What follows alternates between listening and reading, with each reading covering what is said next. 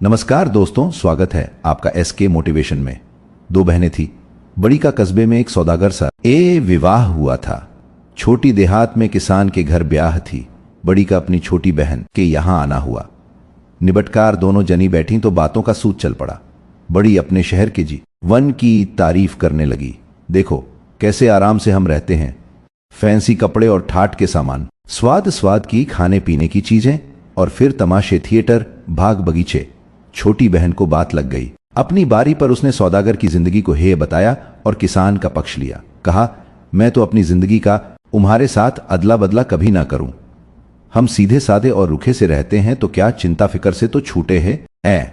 तुम लोग सजी धजी रहती हो, तुम्हारे यहां आमदनी बहुत है, लेकिन एक रोज वह सब हवा भी हो सकता है। जी कहावत अब ही हानि लाभ दो ही जुड़वा भाई। अक्सर होता है कि आज तो अमीर है, कल वही टुकड़े को मोहताज है, पर हमारे गांव के जीवन में यह जोखिम नहीं है। किसानी जिंदगी फूली और चिकनी नहीं दिखती तो क्या उम्र लंबी होती है और मेहनत से तंदुरुस्ती भी बनी रहती है। हम मालदार न कहलाएंगे, लेकिन हमारे पास खाने की कमी भट्टी कभी न होगी। बड़ी बहन ने टाने से कहा, बस बस, पेट तो बैल और कुत्ते का भी भरता है, पर वह भी कोई जिंदगी है? तुम्हें जीवन के आराम, अदब और आनंद का क्या पता है? तुम्हारा मर्द जितनी चाहे मेहनत करे, जिस हालत में तुम जीते हो उसी हालत में मरोगे। वहीं चारों तरफ गोबर, भूस, मिट्टी, और यही तुम्हारे बच्चों की किस्मत में बदा है। छोटी ने कहा, तो इसमें क्या हुआ? हाँ, हमारा काम चिकना चुपड़ा नहीं है, लेकिन हमें किसी के आगे झुकने की भी जरूरत नहीं है। शहर में तुम हजार लालच से घिरी रहती हो, आज नहीं तो कल की क्या खबर है। कल तुम्हारे आदमी को पाप को लोभ, जुआ, शराब और दूसरी बुराइयां फंसा सकते हैं, तब घड़ी भर में सब बर्बाद हो जाएगा। क्या ऐसी बातें अक्सर होती नहीं हैं? घर का मालिक दीना उसारे में पड़ा, औरतों की यह बात सुन रहा था। उसने सोचा कि बात तो खरी है। बचपन से मां धरती की सेवा में हम इतने लगे रहते हैं कि कोई व्यर्थ की बात हमारे मन में घर नहीं कर पाती है। बस है तो मुश्किल एक, वह यह कि हमारे पास जमीन काफी नहीं है। जमीन खूब हो तो मुझे किसी का परवाह न रहे, चाहे शैतान ही क्यों न हो। वहीं कोने में शैतान दुबका बैठा था। उसने सब कुछ सुना। वह खुश था। किसान की बीवी ने गांव की बड़ाई करके अपने आदमी को डींग पर चढ़ दिया।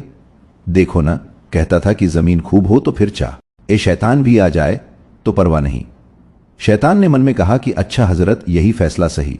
मैं तुमको काफी जमीन दूंगा और देखना है कि उसी से तुम मेरे चंगुल में होते हो कि नहीं। गांव का पास ही जमींदारी की मालकिन की कोठी थी। कोई 300 एकड़ उनकी जमीन थी। उनके अपने आसामियों के साथ बड़े अच्छे संबंध रहते आए थे, लेकिन उन्होंने एक कारिंदा रखा जो पहले फौज में रहा था। उसने आकर लोगों पर जुर्माने ठोकरे शुरू कर दिए। दीना का यह हाल था कि वह बहु तेरा करता, पर कभी तो उसका बैल जमींदारी की चरी में पहुंच जाता, कभी गाय बगिया में चरती पाई जाती, और नहीं तो उनकी रखाई हुई घास में बचिया बछड़ा ही जा मुंह मारते। हर बार दीना को जुर्म आना उठाना पड़ता। जुर्माना तो वह देता, पर बेमन से। वह कुनमुनाता और चिढ़ा हुआ सा घर पहुंचता और अपनी सारी चिढ़ घर में उतारता। पूरे मौसम कारिंदे की वजह से उसे ऐसा त्रास भुगतन आ पड़ा। अगले जाड़ों में गांव में खबर हुई कि मालकिन अपनी जमीन बेच रही हैं और मुंशी इकराम अली से सौदे की बातचीत चल रही है। किसाने सुनकर चौकतरे हुए। उन्होंने सोचा कि मुंशी जी की जमीन होगी तो वह जमींदार के कारिंदे से भी ज्यादा सख्ती करेंगे और जुर्माने चढ़ ढावेंगे, और हमारी तो गुजर बसर इसी जमीन पर है। यह सोचकर किसान मालकिन के पास गए। कहा कि मुंशी जी को जमीन न दीजिए, हम उससे बढ़ती कीमत पर लेने को तैयार हैं। मालकिन राजी हो गई। तब किसानों ने कोशिश की कि मिलकर गांव पंचायत की तरफ से वह सब जमीन पर जा से, ताकि वह सभी की बनी रहे। 2 बार इस पर विचार करने को पंचायत जुड़ी, पर फैसला न हुआ। असल में शैतान की सब करतूत थी। उसने उनके बीच फूट डाल दी थी। बस तब वे मिलकर किसी एक मत पर आ ही नहीं से। तय हुआ कि अलग अलग करके ही वह जमीन ले ली जाए, हर कोई अपने बित्ते के हिसाब से ले। मालकिन पहले की तरह इस बात पर भी राजी हो गई। इतने में दीना को मालूम हुआ कि एक पड़ोसी इकट्ठी 50 एकड़ जमीन ले रहा है और जमींदारिन राजी हो गई है कि आधा रुपया अभी नकद ले लें, बाकी साल भर बाद चुकता हो जाएगा। दीना ने अपनी स्त्री से कहा कि और जने जमीन खरीद रहे हैं, हमें भी 20 या इतने एकड़ जमीन ले लेनी चाहिए। जीना वैसे भार हो रहा है और वह कारिदा जुर्माने पर जुर्माने करके हमें बर्बाद ही कर देगा। उन दोनों ने मिलकर विचार किया कि किस तरकीब से जमीन खरीदी जाए। 100 कलदार तो उनके पास बचे हुए रखे थे। एक उन्होंने उम्र पर आया अपना बछड़ा बेच डाला, कुछ आल बंधक रखा, अपने बड़े बेटे को मजदूरी पर चढ़ाकर उसकी नौकरी के मद्दे कुछ रुपया पेशगी ले लिया, बाकी बचा अपनी स्त्री के भाई से उधार ले लिया। इस तरह कोई आधी रकम उन्होंने इकट्ठी कर ली। इतना करे दीना ने एक 40 एकड़ जमीन का टुकड़ा पसंद किया, जिसमें कुछ हिस्से में दरख्त भी खड़े थे। मालकिन के पास से उसका सौदा करने पहुंचा। सौदा पट गया और वहीं के वहीं नकद उसने साई दे दी। फिर कस्बे में जाकर लिखा पढ़ी पक्की कर ली। अब दीना के पास अपनी निजी जमीन थी। उसने बीज खरीदा और इसी अपनी जमीन पर बोया। इस तरह वह अब खुद जमींदार हो गया। इस तरह दीना काफी खुशहाल था। उसके संतोष में कोई कमी न रहती, अगर बस पड़ोसियों की तरफ से उसे पूछ राह चैन मिल सकता। कभी कभी उसे खेतों पर पड़ोसियों के मवेशी आचरत। दीना ने बहुत विनय के साथ समझाया, लेकिन कुछ फर्क नहीं हुआ। उसके बाद औरतों और घोसी छोकरे गांव की गायों को इन दहाड़े उसकी जमीन में छोड़ देने लगे। रात को बैल खेतों का नुकसान करते। दीना ने उनको बार बार निकलवाया और बार बार उसने उनके मालिकों को माफ किया। एक अरसे तक वह धीरज रखे रहा और किसी के खिलाफ कार्रवाई नहीं की। लेकिन कब तक? आखिर उसका धीरज टूट गया और उसने अदालत में दरख्वास्त दी। मन में जानता तो था कि मुसीबत की वजह असली यह है कि और लोगों के पास जमीन की कमी है। जानबूझकर दीना की सताने की मंशा किसी की नहीं है, लेकिन उसने सोचा कि इस तरह मैं नरमी दिखाता जाऊंगा तो वे लोग शह पाते जाएंगे और मेरे पास तना है, सब बर्बाद कर देंगे। नहीं, उनको एक सबक सिखाना चाहिए। सो उसने ठान ली। एक सबक दिया। दूसरा नतीजा यह कि 2-3 किसानों पर अदालत से जुर्माना हो गया। इस पर तो पास पड़ोस के लोग दीना से कीना रखने लगे। अब कभी कभी जानबूझकर भी तंग करने के लिए अपने मवेशी उसके खेतों में छोड़ देते। एक आदमी गया और उस जरूरत अगर घर में ईंधन की थी तो उसने रात में जाकर 7 पूरे शीशम के दरख्त काट गिराए। दीना ने सवेरे घूमते हुए देखा कि पेड़ कटे हुए पड़ दे हैं। वे धरती से सटे हैं और उनकी जगह खड़े ठूंठ मानो दीना को चिढ़ा रहे हैं। देव खकर उसको तैश आ गया। उसने सोचा कि अगर दुष्ट ने एक यहां का तो दूसरा दूर का पेड़ काटा होता तो भी गनीमत थी, लेकिन कमबख्त ने आसपास के सब पेड़ का आटकर बगिया को वीरान करे दिया। पता लगे तो खबर लिए बिना न छोड़ूं। उसने नन्हे के लिए सिर खुजलाया कि यह करतूत किसकी हो सकती है। आखिर तय किया कि हो न हो यह धुन्नू होगा और कोई ऐसा नहीं कर सकता।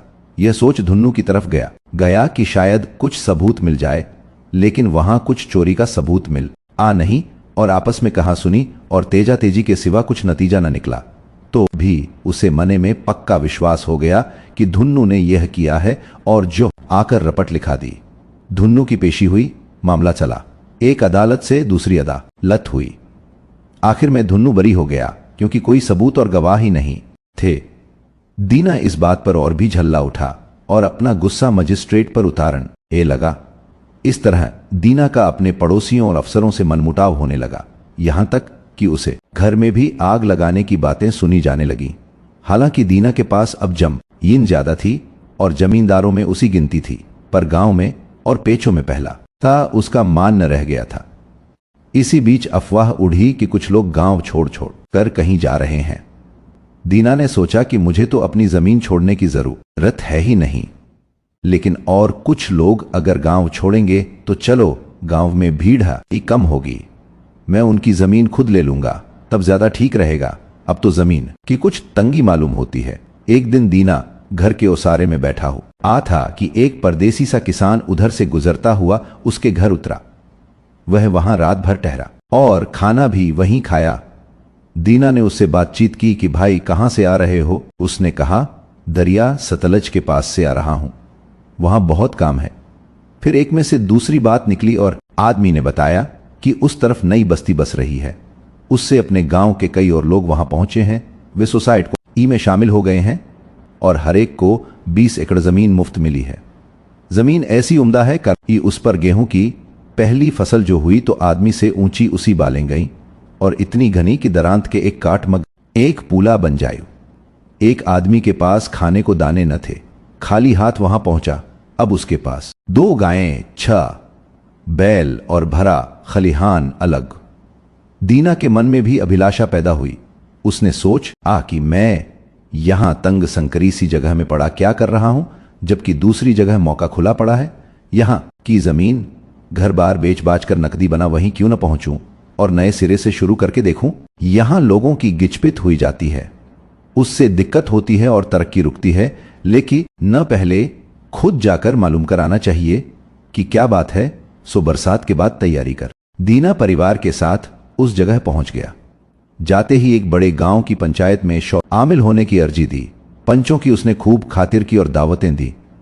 जमी न का पट्टा उसे सहज मिल गया। मिली जुली जमीन में से उसे और उसके बाल बच्चों के इस्तेमाल के लिए 5 हिस्से यानी 100 एकड़ जमीन उसको दे दी गई। वह सब इकट्ठी नहीं थी, कई जगह टुकड़े थे। अलावा इसके पंचायती चरागाह भी उसके लिए खूब ला कर दिया गया। दीना ने जरूरी इमारतें अपने लिए खड़ी की और मवेशी खरीद लिए। शामलात जमीन में से ही अब उसको इतना मिल गया था कि पहले से टिघुनी और जमीन उपजाऊ थी। वह पहले से कई गुना खुशहाल हो गया। उस पास चराई के लिए खुला आन का मैदान पड़ा था और जितने चाहे वह ढोर रख सकता था।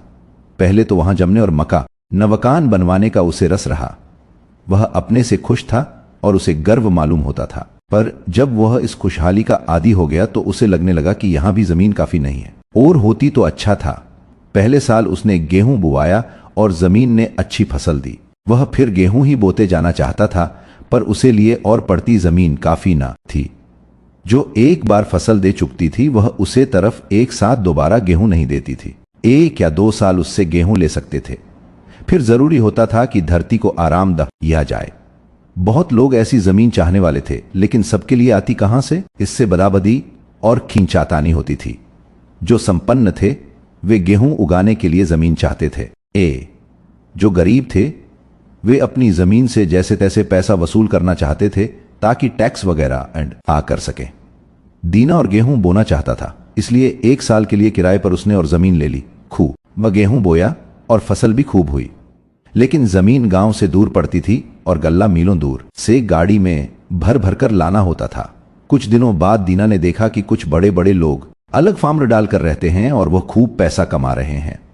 उसने सोचा कि अगर मैं इकट्ठी कायमी जमीन ले लूं और वहीं घर बसाकर रहूं तो बात ही दूसरी हो जाए। इस तरह इकट्ठी और कायमी जमीन खरीदने का सवाल बार बार उसके मन में उठने लगा। 3 साल इस तरह निकल गए। दीना जमीन किराए पर लेता और गेहूं बोता। मौसम ठीक गए, काश्त अच्छी हुई और उस पास माल जमा होने लगा।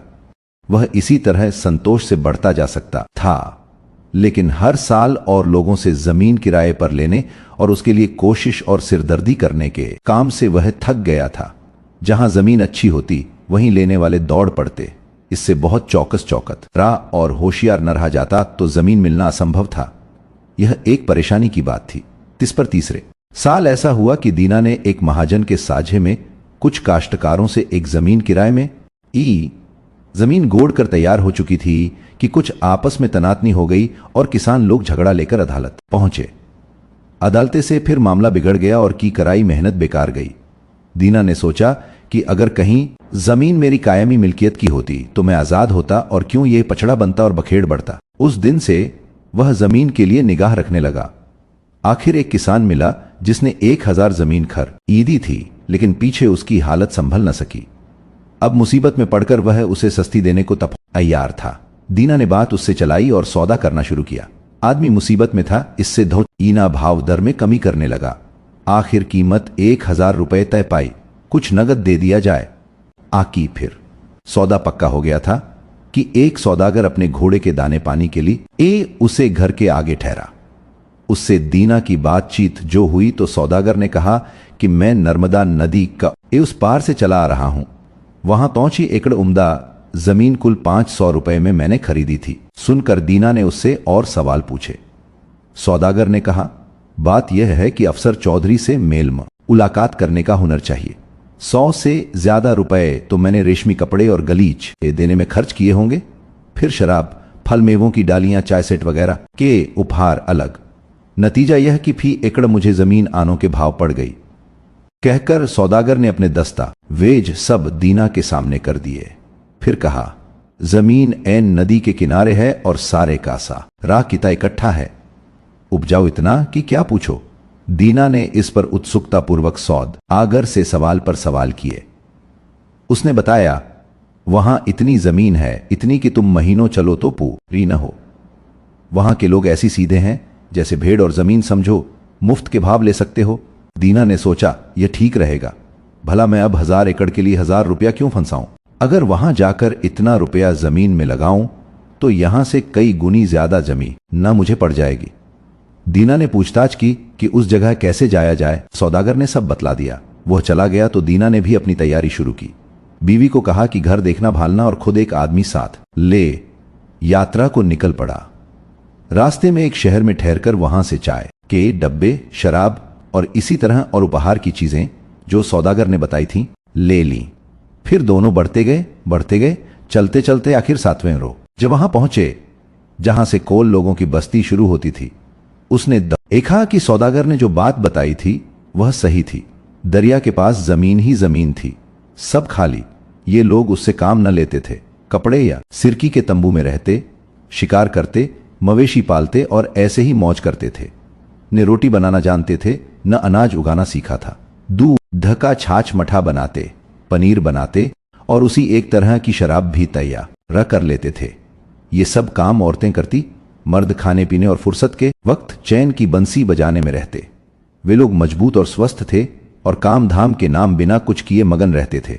अपने से बाहर उन्हें कुछ पता न था। पढ़ना लिखना जानते नहीं थे और हिंदी तक नहीं जानते थे, पर थे भले सीधे स्वभाव के। दीना को देखते ही वे अपने तंबुओं से निकल आए और उसके चारों तरफ जमघट लगाकर खड़े हो गए। उनमें से एक दुभाषिए की मार फत दीना ने बताया कि मैं जमीन की खातिर आया हूं। वे लोग बड़े खुश मालूम हुए। बड़ी आवभगत के साथ वे उसे अपने अच्छे सच्चे डेरे में ले गए। वहां कालीन पर बिछे गद्दे पर बिठाया और खुद नीचे चारों ओर घिसकर बैठ गए। उसे पीने को चाय दी और दारू भी। उसकी मेहमानी में बढ़ बढ़कर दावत हुई। दीना ने भी गाड़ी में से अपने पास से भेंट की चीजें निकाली और सबको थोड़ी थोड़ी चाय बांटी। कोल लोग बड़े खुश थे। उन्होंने आपस में ये अजनबी की बाबत खूब चर्चा की। फिर दुभाषिए से कहा कि मेहमान को सब समझा दो। दुभाषिए ने कहा कि ये लोग कहना चाहते हैं कि हम आपके आने से खुश हैं। हमारे यहां का कायदा है कि मेहमान की खातिर जो हमसे बन सके करें। आपकी कृपा के हम कृतज्ञ हैं। बतलाइए कि हमारे पास कौन सी चीज है जो आपको सबसे पसंद है, ताकि हम उसी से आपकी खातिर कर सकें। दीना ने जवाब दिया कि जिस चीज को देखकर मैं बहुत खुश हूं वह आपकी जमीन है। हमारे यहां जमीन की कमी है और वह उपजाऊ भी इतनी नहीं होती, लेकिन यहां उसका कोई पार नहीं है और वह जमीन उपजाऊ भी खूब है। मैंने तो अपनी आंखों से यहां जैसी धरती दूसरी देखी नहीं। दुभाषिए ने दीना की बात अपने लोगों को समझा दी। कुछ देर वे आपस में सलाह करते रहे। दीना समझ नहीं सकता कि वे क्या कह रहे हैं, लेकिन उसने देखा कि वे बहुत खुश मालूम होते हैं, बड़े हंस रहे हैं और जोर जोर से बोल रहे हैं। अनंतर वे चुप हुए और दीना की तरफ देखने लगे। फिर आपस में बात करने लगे। मालूम पड़ा कि जैसे उनमें कुछ दुविधा है। दीना ने पूछा कि उन लोगों में अब किस बात की अटक है। दुभाषिए ने बताया कि उनमें कुछ की राय है कि सरदार से जमीन देने के बारे में और पूछ लेना चाहिए। गैर हाजिरी में कुछ कर डालना ठीक नहीं है। दूसरों का ख्याल है कि इस बात में सरदार का लौटने की राह देखने की जरूरत नहीं है। जरा सी तो बात है। यह विवाद चल रहा था कि एक आदमी बड़ी सी बालदार टोपी पहने वहां आ पहुंचा। सब चुप होकर उसके सम्मान में खड़े हो गए। दुभाषिए ने कहा कि यही हमारे सरदार है। दीना ने फौरन अपने सामान में से एक बढ़िया लबाद निकाला और चाय का एक बड़ा डिब्बा और अन्य चीजें सरदार को भेंट की। सरदार ने भेंट स्वीकार की और अपने आसन पर आ बैठा। बैठते ही कोल लोगों ने उससे कुछ कहना शुरू किया। सरदार कुछ देर सब सुनता रहा, फिर उसने उन्हें चुप रहने का इशारा किया। उससे बाद दीना की तरफ मुखातिब होकर हिंदुस्तानी में कहा, इन भाइयों ने जो कहा ठीक है, जितनी जमीन चाहे चुन लो, हमारे यहां उसका घाटा नहीं है।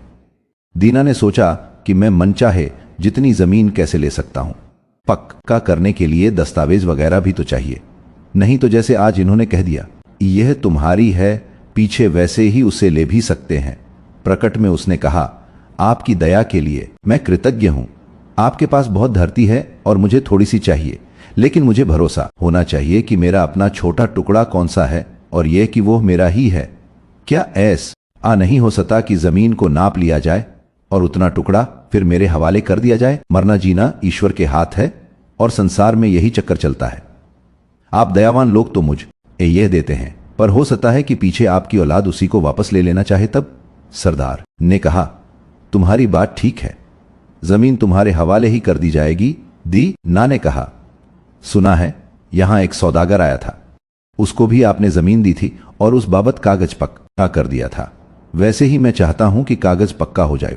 सरदार समझ गया, बोल, हाँ जरूर, यह तो आसानी से हो सकता है। हमारे यहां एक मुंशी है, कस्बे में चलकर लिखा पढ़ ही पक्की कर ली जाएगी और रजिस्ट्री हो जाएगी। दीना ने पूछा, कीमत की दर क्या होगी? हमारी दर तो एक ही है, एक दिन के 1000 रुपए। दीना समझा नहीं, बोला, दिन का हिसाब यह कैसा है? यह बताइए कितने एकड़? सरदार ने कहा, यह सब गिनना गिनाना हमसे नहीं होता, हम तो दिन की हिसाब बसे बेचते हैं। जितनी जमीन एक दिन में पैदल चलकर तुम नाप डालो वही तुम्हारी, और कीमत है ही दिन भर की 1000। दीना अचरज में पड़ गया, कहा, एक दिन में तो बहुत सी जमीन को घेरा आ सकता है। सरदार हंसा, बोला, हाँ क्यों नहीं, बस वह सब तुम्हारी, लेनी एक शर्त है, अगर तुम उसी दिन उसी जगह ना गए जहां से चले थे तो कीमत जब्त समझी जाएगी। लेकिन मुझे पता कैसे चलेगा कि मैं इस जगह से चला था? क्यों, हम सब साथ चलेंगे और जहां तुम ठहरने को कहोगे ठहरे रहेंगे। उस जगह से शुरू करना और वहीं लौट आना। साथ फावड़ा ले लेना, जहां जरूरी समझा निशान लगा दिया। हर मोड़ पर एक गड्ढा किया और उस पर घास को जरा ऊंचा चिन दिया। पीछे फिर हम लोग चलेंगे और हल से इस निशान से उस निशान तक हदबंदी खींच देंगे। अब दिन भर में जितना चाहो बड़े से बड़े चक कर तुम लगा सकते हो, पर सूरज छिपने से पहले जहां से चले थे वहां आ पहुंचना। जितनी जमीन तुम इस तरह न आप लोगे वह तुम्हारी हो जाएगी। दीना खुश हुआ। तय हुआ कि अगले सवेरे ही चलना शुरू कर दिया जाएगा। फिर कुछ गपशप हुई, खाना पीना हुआ। ऐसे ही करते कराते रात हो गई। ईना के लिए उन्होंने खूब आराम का परों का बिस्तर लगा दिया और वे लोग रात भर के लिए विदा हो गए। कह गए कि पौ फटने से पहले ही वे आ जाएंगे ताकि सूरज निकलने से पहले पहले मुंह काम पर पहुंच जाया जाए। दीना अपने परों के बिस्तरे पर लेटा तो रहा, पर उसे नींद ने आई। रहकर वह जमीन के बारे में सोचने लगता था। चलकर मैं कितनी जमीन नाप डालूं, कुछ ठिकाना है। एक दिन में 35 मील तो आसानी से कर ही लूंगा। दिन आजकल लंबे होते हैं और 35 मील, कितनी जमीन उसमें आ जाएगी। उसमें से घटिया वाली तो बेच दूंगा या किराए पर उठा दूंगा, लेकिन जो चुनी हुई बढ़िया होगी वहां अपना फार्म बनाऊंगा। 2 दर्जन तो बैल फिलहाल काफी होंगे, 2 आदमी भी रखने होंगे। 150 एकड़ में तो काश्त करूंगा, बाकी चराई के लिए। दीना रात भर पड़ा जमीन आसम आन के कुलाबे मिलाता रहा। देर रात कहीं थोड़ी नींद आई। आंख झपी होगी किसी के बाहर से खिलखिलाकर हंसने की आवाज उसके कानों में आई। अचरज हुआ कि यह कौन हो सकता है। उठकर बाहर आकर देखा कि कोल लोगों का वह सरदार ही बाहर बैठा जोर जोर से हंस रहा है। हंसी के मारे अपना पेट पकड़ रखा है। पास जाकर दीना ने पूछना चाहा, आप ऐसे हंस क्यों रहे हैं? लेकिन अभी पूछ पाया न है। हीन था कि देखता क्या है कि वहां सरदार तो है नहीं, बल्कि वह सौदागर बैठा है जो अभी कुछ दिन पहले उसे अपने दरवेश में मिला था और जिसने इस जमीन की बात बताई थी। तब दीना उससे पूछने को हुआ कि यहां तुम कैसे हो और कब आए, लेकिन देखा तो वह सौदागर भी नहीं, बल्कि वही पुराना किसान है जिसने मुद्दत हुई तब सतलज पार की जमीन का पता दिया था। लेकिन फिर जो देखता है तो वह किसान भी नहीं है, बल्कि खुद शैतान है जिसके खुर हैं और सिंग। वही वहां बैठा ठट्टा मारकर हंस रहा है। सामने उसके एक आदमी पड़ा हुआ है, नंगे पैर, बदन पर बस एक कुर्ता धोती जम। इन पर वह आदमी औंधे मुंह बेहाल पड़ा है। दीना ने सपने में ही ध्यान से देखा कि ऐसा पड़ा हुआ आदमी कौन है और कैसा। देखता क्या है कि वह आदमी दूसरा कोई नहीं, खुद दीना ही है और उसकी जान निकल चुकी है। यह देखकर मारे डर के वह घबरा गया। इतने में उसी आंख खुल गई। उठकर सोचा कि सपने में आदमी जाने क्या क्या वाहियात बातें देख जाता है। यह सोचकर मोह दरवाजे के बाहर झांक कर जो देखा तो सवेरा होने वाला था। सोचा समय हो गया, उन्हें अब जगा देना चाहिए। चलने में देर ठीक नहीं। वह खड़ा हो गया और गाड़ी में सोते हुए अपने आदमी को जगाया। कहा कि गाड़ी तैयार करो। खुद को लोगों को बुलाने चल दिया। जाकर कहा, सवेरा हो गया है, जमीन नापने चल पड़ना चाहिए। कोल लोग सब उठे और इकट्ठे हुए। सरदार भी आ गए। चलने से पहले उन्होंने चाय की तैयारी की और दीना को चाय के लिए पूछा, लेकिन चाय में देर होने का ख्याल कर उसने कहा, अगर जाना है तो हमको चल देना चाहिए, वक्त बहुत हो गया। कोल तैयार हुए और सब चल पड़े, कुछ घोड़े पर, कुछ गाड़ी में। दीना नौकर के साथ अपनी छोटी बहली में सवार था। फावड़ा उसने साथ रख लिया था। खुले मैदान में जब पहुंचे, तड़का फूट ही रहा था। पास एक ऊंची टेकड़ी थी, पार खुला बिछा मैदान। टेकड़ी पर पहुंचकर गाड़ी घोड़ों से ये सब उतर आए और एक जगह जमा हुए। सरदार ने फिर आगे जाने कितनी दूर तक फैले मैदान की तरफ हाथ उठाकर दीना से कहा कि देखते हो, जहां तक यह सब आंख जाती है वहां तक हम लोगों की जमीन है। उसम ए जितनी तुम चाहो ले लो। दीना की आंखें चमक उठी। धरती एकदम अच्छी पड़ी थी, हथेली की तरह हमवार और मुलायम, काली ऐसी की बिनौला, और जहां कहीं जरा निचान था वहां छाती छाती जितनी तरह तरह की हरियाली छाई थी। सरदार ने अपने सिर की रोएंदार टोपी उतारी और धरती पर रख दी। कहा, यह निशान रहा, यहां से चलो और यह आ जाओ। जितनी जमीन चल लोगे वहीं तुम्हारी। दीना ने भी रुपए निकाले और टोपी पर निग्गर रख दिए। फिर उसने पहना हुआ अपना कोट उतार डाला और धोती को कस लिया। अंगोछे में रोटी रखी, आस्तीनों चढ़ाई, पानी का बंदोबस्त के या आदमी से फावड़ा लिया और चलने को तैयार खड़ा हो गया। कुछ क्षण सोचता रह गया कि किस तरफ को चलना बेहतर होगा। सभी तरफ का लालच था। उसने तय किया कि आगे देखा जाएगा, पहले तो सामने सूरज की तरफ ही चला चलूं। एक बार पूरब की ओर मुंह करके खड़ा हो गया। अंगड़ा ई लेकर बदन की सुस्ती हटाई और धरती के किनारे सूरज के मुंह चमकाने का इंतजार करने लगा। सोचने लगा कि मुझे वक्त नहीं खा होना चाहिए और ठंड ठंड में रास्ता अच्छा पार हो सकता है। सूरज की पहली किरण का उनकी ओर आना था कि दीना कंधे पर फावड़ा संभाल खुले मैदान में कदम बढ़ाकर चल दिया। शुरू में वह न धीमे चला न तेज। 1000 गज चलने पर वह ठहरा।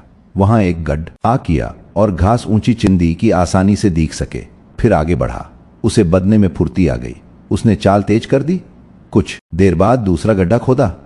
अब पीछे मुड़कर देखा। सूरज की धूप में टेकड़ी साफ दिखती थी। उस पर आदमी खड़े थे और गाड़ी के पहियों के आरे तक चमकते दिखते थे। अंदाजन 3 मील तो वह आ गया होगा। धूप में ताप आता जाता था। कुर्ते पर से स्कर्ट उतारकर उसने कंधे पर डाल ली और फिर चल पड़ा। अब खासी गर्मी होने लगी। उसने सूरज की तरफ देखा। वक्त हो गया था कि कुछ आने पीने की भी सोची जाती। एक पहर तो बीत गया, लेकिन दिन में 4 पहर होते हैं। अभी जल्दी है, लेकिन जब उतार डालूं, यह सोच उसने जूते उतारकर अपनी धोती में खोंस लिए और बढ़ चला। अब चलना आसान था। सोचा, अभी 3-1 मील तो और भी चला चलूं, तब दूसरी दिशा लूंगा। कैसी उम्दा जगह हो, इसे हाथ से जाने देना हिमाकत है। लेकिन क्या अजब बात है कि जितना आगे बढ़ो उतनी जमीन एक से एक बढ़कर मिलती है। कुछ देर वह सीधा बढ़ा चला। फिर पीछे मुड़कर देखा तो टेकड़ी मुद्रा स्किल से दिख पड़ती थी और उस पर के आदमी रेंगती चींटी से मालूम होते थे। और वहां धूप में जाने क्या कुछ चलता हूं आसा दिख पड़ता था। दीना ने सोचा, ओह, मैं इधर काफी बढ़ाया हूं, अब लौटना चाहिए। पसीना बेहद आ रहा था और प्यास भी लगाई थी। यहां ठहरकर उसने गड्ढा किया, ऊपर घास को ढेर चिन दिया। उसके बाद पानी पीकर सीधा बाई तरफ मुड़ गया। चलता चला गया। घास ऊंची थी और गर्मी बढ़ रही थी। वह थकने लगा। उसने सूरज की तरफ देखा। सिर पर दोपहर हो आई थी। सोचा, अब जरा आराम कर ले ना चाहिए। वह बैठ गया। रोटी निकालकर खाई और कुछ पानी पिया। लेटा नहीं कि कहीं नींद नहा जाए।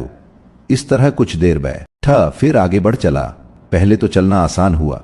खाने से उसमें दम आ गया था, लेकिन गर्मी तीखी हो चली और आंखों में उसके ऊँघ सी आने लगी। तो भी वह चलता ही चला गया। सोचा कि तकलीफ घड़ी 2 घड़ी की है, आराम जिंदगी भर का हो जाएगा।